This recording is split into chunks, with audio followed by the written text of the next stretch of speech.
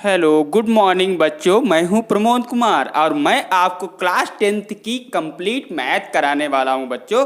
कुछ अभी त्रुटि आ रही थी जिसके वजह से हमारे कुछ वीडियोस नहीं आ पा रहे थे बच्चों, लेकिन बट आप कंटिन्यू हैं।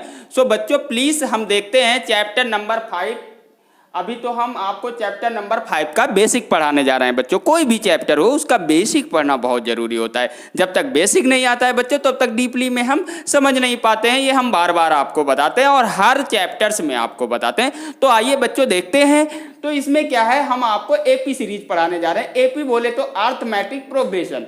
तो बेटा समझ लेते हैं एपी होता क्या है। तो it is a sequence of numbers but difference is constant. बेटा एक नंबर्स का सीक्वेंस होता है बेटा, जिसमें क्या होता है, डिफरेंस जो बेटा होता है वो हमेशा क्या होता है, कांस्टेंट होता है। वो कभी अलग अलग नहीं होता है, वो हमेशा एक ही नंबर होता है। कांस्टेंट का मतलब एक फिक्स नंबर, ठीक है ना बेटा। और नंबर का एक क्या होता है, सीक्वेंस होता है। कोई भी एक सीक्वेंस हो, एक पैटर्न के अकॉर्डिंग हम चलते हैं, बट उसका बच्चों जो डिफरेंस रहता है वो हमेशा कांस्टेंट रहता है। ये एपी की पहचान है बच्चों। इसी से हमें पता चलता है कि एपी है कि नहीं है। उसके बाद में बच्चों सीक्वेंस क्या होता है, तो हम सीक्वेंस देख लेते हैं बच्चों। सीक्वेंस हमारा क्या है, it is a set of numbers arranged in a definite order. तो बेटा नंबरों का एक ऐसा सेट जो एक डेफिनिट ऑर्डर में क्या होता है बच्चों, अरेंज होते हैं, ठीक है बच्चों। उन्हें हम क्या बोलते हैं, सीक्वेंस बोलते हैं। समझ में आ गया होगा बच्चों। तो हम एग्जांपल से देख लेते हैं एपीस के क्या एग्जांपल होते हैं। बट बच्चों एपीस में हम क्वेश्चन वही क्वेश्चंस में हम हमारे जो भी क्वेश्चन रहते हैं एपी को वही फॉलो करते हैं जो जिनमें डिफरेंस कांस्टेंट होता है, ठीक है। यानी वो एपी के रूल को क्या करते हैं बच्चों, फॉलो करते हैं। तो आइए बच्चों देखते हैं एग्जांपल हमारा क्या है, 1, 2, 3, 5। ये बच्चों कहाँ तक जाएगा, हमारा 200 तक जाएगा। उसके बाद में बच्चों 2, 8, 14 और ये कहाँ तक जा रहा है बच्चों, 50 तक जा रहा है। तो बच्चों एक चीज ध्यान रखो, जिसमें ये nth टर्म हमारा जो लास्ट टर्म होता है बच्चों, जिसमें ये गिवन होता है ना बच्चों, उसको हम फाइनाइट एपी बोलते हैं। क्या बोलते हैं बच्चों, फाइनाइट एपी बोलते हैं। उसका क्या रीजन है कि जो इसमें बच्चों हमारा फर्स्ट नंबर रहता है उसको हम ए, जो हमारा सेकेंड टर्म रहता है उसको हम A2, और जो हमारा थर्ड रहता है इसको A3। इस तरह से कंटिन्यू हम आगे बच्चों बढ़ते जाते हैं। इसको और भी एक कंडीशन अप्लाई कर सकते हैं, ये हमारा फर्स्ट टर्म है, ये हमारा सेकंड टर्म है, ये हमारा थर्ड टर्म है, ये फोर्थ टर्म है। इस तरह से हम nth टर्म तक जाते हैं बच्चों। कुछ टीचर्स होते हैं बच्चों टी का भी यूज करते हैं, उसमें T1 T2। तो बच्चों ये टर्म्स हमारे होते हैं जो इन्हें हम T1 T2 T3 T4 भी बोलते हैं।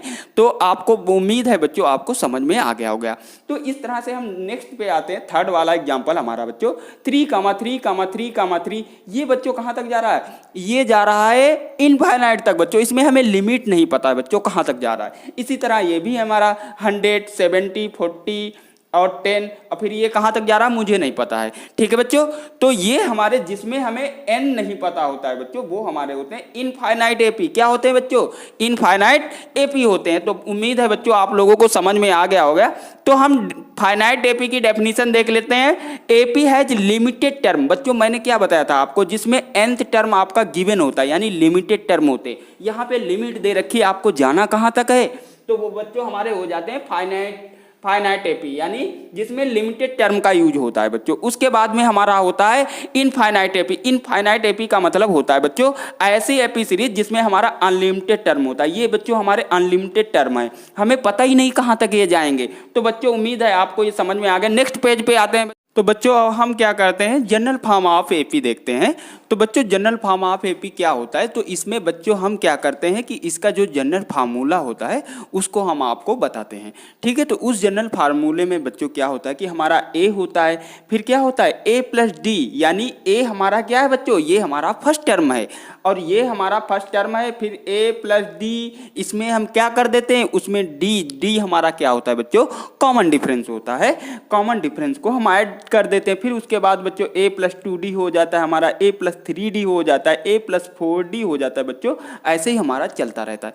तो बच्चों ये जो हमारा A है इसको हम क्या बोल सकते हैं बच्चों, इसको A1 बोल सकते हैं बच्चों। और ये जो हमारा है बच्चों इसको हम क्या बोलेंगे, इसको हम A2 बोलेंगे बच्चों। और ये जो बच्चों हमारा है इसको हम क्या बोलेंगे, इसको A3 बोलेंगे बच्चों। और ये जो हमारा है बच्चों इसको क्या बोलेंगे, इसको A4। और इस तरह से ये हमारा क्या हो जाएगा बच्चों, ये हो जाएगा जाएगा हमारा A5। अगर हम ऐसे देखें बच्चों तो ये हमारा जो होता है ये हमारा फर्स्ट टर्म होता है बच्चों। क्या होता है? फर्स्ट टर्म होता है बच्चों। उसके बाद में ये जो हमारा है बच्चों ये हमारा सेकेंड टर्म होता है बच्चों। क्या होता है? सेकेंड टर्म होता है बच्चों। उसके बाद में ये थर्ड टर्म होता है, ये फोर्थ होता है, ये फिफ्थ टर्म होता है बच्चों। तो सबसे पहले ए हमारा क्या होता है बच्चों? जैसा कि मैंने अभी बताया है आपको, ए हमारा होता है बच्चों फर्स्ट टर्म होता है। उसके बाद बच्चों डी हमारा क्या होता है? ये जो डी है बच्चों, डी होता है हमारा कॉमन डिफरेंस। मैंने आपको बताया था ना कि कॉमन डिफरेंस क्या होता है? कांस्टेंट होता है, वही तो एपी होता है ना। तो अभी हम इसको बच्चों एक एग्जांपल के थ्रू देखते हैं कि इसका यूज कैसे होता है। तो सपोज दैट बच्चों हम ए जो है, ए हम मैंने एज्यूम किया है 6 और जो डी है हमारा, डी मैंने एज्यूम किया है 3। तो बच्चों देखते हैं इस पे ये फार्मूला हमारा कैसे फॉलो करता है। तो बच्चों ए इक्वल टू हमारा क्या हो गया? ए इक्वल टू बच्चों हमारा 6 हो गया और डी इक्वल टू बच्चों क्या हो गया? डी इक्वल टू बच्चों 3 हो गया। उसके बाद में हमारा हमारे बच्चों इसको हम अप्लाई कैसे करते हैं? तो हम अब इसके बाद में हम A2 लेते हैं बच्चों। A2 हमारा क्या हो जाएगा? तो A2 बच्चों हमारा क्या होता है? A2 हमारा क्या है बच्चों? A प्लस डी है ना। तो A प्लस डी यहां पे लिखेंगे। A प्लस डी में बच्चों इनकी हम वैल्यू फिक्स करते हैं। A प्लस डी में वैल्यू हमारी क्या हो जाएगी? A की वैल्यू बच्चों कितना है? 6 है। तो हम यहाँ पे 6 रखेंगे। 6 प्लस बच्चों क्या हो जाएगा? 3 हो जाएगा। डी हमारा बच्चों कितना है? 3 है। तो 6 और 3 कितना हो गया बच्चों? ये हमारा 9 हो गया है। उसके बाद में बच्चों A3 की वैल्यू हम कैलकुलेट करेंगे। तो A3 बच्चों हमारा क्या है? A3 बच्चों हमारा A प्लस 2D है। तो हम यहाँ पे लिखेंगे बच्चों A plus 2D। A plus 2D का मतलब A हमारा 6 है बच्चों, 2 इंटू, अब यहाँ पे बच्चों 2 और इसकी मल्टीप्लाई करेंगे। 2 इंटू डी की वैल्यू हमारी कितनी है बच्चों? 3 है। तो 2 इंटू 3 कर देंगे। तो बच्चों ये हमारा कितना हो जाएगा? 6, 3 2 जा 6, 6 बच्चों कितना हो गया? 12 हो गया। इसी तरह बच्चों A4 में बच्चों हमारा क्या हो जाएगा? A प्लस 3D है।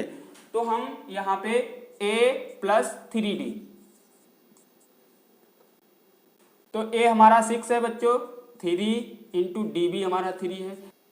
तो बच्चों ये इसका यहाँ पे नीचे नहीं दिख रहा है तो हम इधर इक्वल टू में लिख दे रहे हैं बच्चों। A की वैल्यू हमारी कितनी है? 6 है। 6 प्लस 3 इंटू डी की वैल्यू बच्चों कितना है? 3 है। तो 3 3 जा 9 हो गया। ये 6, 9 और 6 कितना हो गया बच्चों? 15 हो गया। अब हम बच्चों इसमें देखते हैं ये AP है कि नहीं। तो सबसे पहले हम क्या लिख लेंगे? AP इक्वल टू बच्चों हमारा कितना हो जाएगा? फर्स्ट टर्म हमारा क्या था? 6, तो हम लिखेंगे 6 कामा, सेकेंड टर्म बच्चों हमारा क्या था? 9 था, तो हम 9 लिखेंगे। उसके बाद थर्ड टर्म बच्चों क्या था? 12 था, तो हम 12 लिखेंगे। और उसके बाद फोर्थ टर्म हमारा क्या है बच्चों? 15 है, तो 15। इस तरह से ये हमारा चलता जाएगा। अब सबसे पहले बच्चों ये देख लेते हैं ये AP है कि नहीं, क्योंकि AP की एक कंडीशन होती है बच्चों। मैंने क्या बताया आपको कि जो कॉमन डिफरेंस होता है वो कांस्टेंट होता है। तो देख लेते हैं बच्चों कॉमन डिफरेंस हम कैसे निकालेंगे। तो हम यहाँ पे देख लेते हैं बच्चों, ये हमारा होता है कॉमन डिफरेंस। तो बच्चों कॉमन डिफरेंस में हम देख लेते हैं बच्चों, कॉमन डिफरेंस हमारा डी होता है। डी इक्वल टू बच्चों होता क्या? डी इक्वल टू फार्मूला होता है हमेशा जो सेकेंड टर्म होता है उसमें से बच्चों हम फर्स्ट टर्म को माइनस कर देते हैं। डी कैसे निकालते हैं बच्चों? फिर से एक बार देख लीजिए। सेकेंड टर्म से बच्चों फर्स्ट टर्म माइनस करते हैं। अब जैसे ये हमारा थर्ड टर्म है, थर्ड टर्म से बच्चों सेकेंड टर्म को माइनस करेंगे तो इससे हमारा बच्चों डी निकलता है। तो हम क्या करेंगे यहाँ पे बच्चों? A2 माइनस A1 करेंगे। समझ में आया बच्चों? A2 की वैल्यू बच्चों कितनी है? A2 की वैल्यू हमारी कितनी है? 9 है बच्चों, तो 9 माइनस A1 की वैल्यू कितनी है बच्चों? 6। ये हमारा A1 है बच्चों, A1 है, इसको हम A1 भी बोल सकते हैं। 6 इक्वल टू कितना है बच्चों? 3। फिर हम D निकालेंगे बच्चों। उसके बाद में हमारा क्या हो जाएगा? A3 बच्चों, A3 माइनस A1, तो A3 बच्चों हमारा कितना दिया है? 12 दिया हुआ है। 12 माइनस A2 यहाँ पे होगा बच्चों, ये हमारा A2 होगा। A2 हमारा कितना है बच्चों? A2 हमारा 9 है, तो 9 कर देंगे। तो इसमें से 12 में से 9 गया बच्चों, तो हमारा कितना आया? 3 आया। तो बच्चों हम क्या देख रहे हैं यहाँ पे बच्चों जो हमारा कॉमन डिफरेंस है वो हमारा फिक्स आ रहा है, यानी 3 इसमें भी आ रहा है, 3 इसमें भी आ रहा है। तो इससे हमें ये क्या पता चल रहा है कि ये AP सीरीज है बच्चों। तो इस तरह से बच्चों हम क्वेश्चन को सॉल्व करते हैं। समझ में आया बच्चों? तो थैंक यू बच्चों। आगे हम इसके आगे नेक्स्ट एक और हम फार्मूला जो है उसको एक्सप्लेन करने जाते हैं, वो नेक्स्ट पेज में बच्चों। तो बच्चों हम नेक्स्ट जो है हमारा ये नेक्स्ट वीडियो में आपको मिलेगा। तो प्लीज़ बच्चों हम जो मैंने अभी तक पढ़ाया आपको अगर हमारे वीडियोज पसंद आ रहे हैं तो प्लीज़ बच्चों उन्हें लाइक करिए और शेयर करिए, उसके साथ साथ में बच्चों सब्सक्राइब करना ना भूलें। अगर वीडियो पसंद आ रहे हैं तो उन्हें बच्चों अपने फ्रेंडों को शेयर जरूर करिए। थैंक यू बच्चों, बाय बाय।